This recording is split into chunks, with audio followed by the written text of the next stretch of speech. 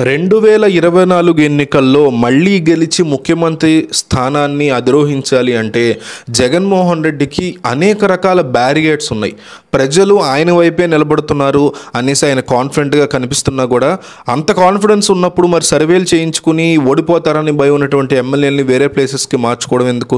నిజంగా 175/175 కొట్టే అంత టార్గెట్ ఉన్నవాళ్ళు, అంత దమ్మున్నవాళ్ళు 175కి 75 కొడతామన్న వాళ్ళు అందులో సగం 89 తెచ్చుకుంటే సరిపోతుంది. కానీ జగన్మోహన్ రెడ్డి ప్లేసులు మారుస్తున్నారంటే డెఫినెట్లీ ఏదో ఒక భయం జగన్మోహన్ రెడ్డిని ఇబ్బంది పెడుతుంది. ఏదో ఒక భయం కాదు, సహజంగా అధికారంలో ఉండే వాళ్ళకి యాంటీ ఇంక్యుబెన్సీ ఉంటుంది. చంద్రబాబు నాయుడిని మళ్ళీ గెలిపించుకుందాం అనే ఫీలింగ్లో ప్రజలకి వచ్చి ఉండవచ్చు. ఇవన్నీ పక్కన పెడితే పవన్ కళ్యాణ్కి సంబంధించి గోదావరి ప్రాంతంలో రాబోయేటువంటి ఒక సామాజిక వర్గం ఓట్లు డెఫినెట్లీ పవన్ కళ్యాణ్కే ఈసారి పడబోతున్నాయి. గతంలో 7% ఉన్న పవన్ కళ్యాణ్ ఓటు బ్యాంక్ ఈసారి 15% కింద మారి తీరుతుంది అనేటువంటి ఫీలింగ్లో పవన్ కళ్యాణ్ ఉన్నారని, అందుకే ఆయన ఏమాత్రం కూడా వెనక్కి తగ్గకుండా ఈ గోదావరి జిల్లాల్లో ఆపరేషన్ గోదావరి అంటూ ఒక కొత్త కాన్సెప్ట్ని తీసుకొచ్చారని తెలుస్తోంది.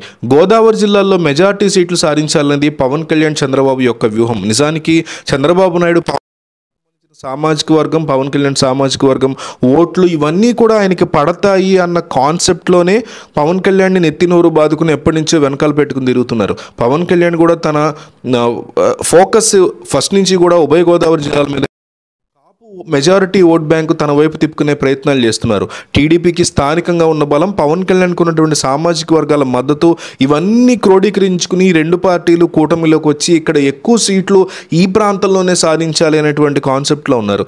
ఇక్కడ మెజారిటీ సీట్లు కనుక వస్తే రాష్ట్ర వ్యాప్తంగా గెలుపు ఈజీ అవుతుందనేది వాళ్ళ ఫీలింగ్. ఇక్కడే జగన్మోహన్ రెడ్డి తన కౌంటర్ స్ట్రాటజీలు అమలు చేస్తున్నారు. కాపు సామాజిక వర్గంతో పాటు బీసీ అస్త్రాన్ని కూడా ప్రయోగిస్తున్నారు. బీసీలకు ఇక్కడ ఎక్కువగా సీట్లు కేటాయిస్తున్నారు. రెండు జిల్లాల్లోని సామాజిక సమీకరణాలు, అక్కడ పరిస్థితుల్ని తనకు అనుకూలంగా మలుచుకునే వ్యూహాలు అమలు చేస్తున్నారు. రాజమండ్రి, ఏలూరు ఎంపీ సీట్లని బీసీలకు ఖరారు చేస్తున్నారు. అమలాపురంని రిజర్వ్డ్ స్థానం కింద మారుస్తున్నారు. కాకినాడ ఎంపీ సీటు కాపులకి, నరసాపురం క్షత్రియులకు ఇవ్వాలని భావిస్తున్నారు. అసెంబ్లీ సీట్ల విషయంలో కూడా ఇదే సలహాలో పాలసీలు అమలు చేస్తున్నారు.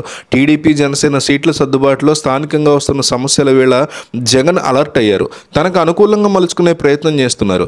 ఈ సమయంలోనే జగన్ ఏలూరు కేంద్రంగా ఫిబ్రవరి 3న సిద్ధం సభకి హాజరు కానున్నారు. భీమిలి తరహాలో ఈ సభను సక్సెస్ చేసేందుకు పార్టీ నేతలు ప్రణాళికలు సిద్ధం చేసుకున్నారు. గోదావరి జిల్లాలోని 34 అసెంబ్లీ సీట్ల నుంచి భారీగా జనం హాజరయ్యేలా కార్యాచరణ అమలు చేస్తున్నారు. ఈ సభలోనే స్థానికంగా కొందరు ముఖ్య నేతల యొక్క చేరికలు కూడా ఉంటాయని పార్టీ నేతల నుంచి మనకి సమాచారం అందుతోంది. జగన్మోహన్ రెడ్డి వేసినటువంటి ప్లాన్ సక్సెస్ అవుతుందా, ఫెయిల్ అవుతుందా? ఆపరేషన్ గోదావరి అని తీసుకొచ్చినటువంటి కాన్సెప్ట్లో జగన్ సక్సెస్ అవబోతున్నారా, ఫెయిల్ అవబోతున్నారా? మీరు చెప్పండి కామెంట్లో సక్సెస్ అని రాయండి. ఎంతమంది సక్సెస్ అనుకుంటున్నారో, ఎంతమంది ఫెయిల్ అనుకుంటున్నారో తెలియాలి. కాబట్టి డెఫినెట్లీ సక్సెస్ లేదా ఫెయిల్ అని కామెంట్ చేయండి.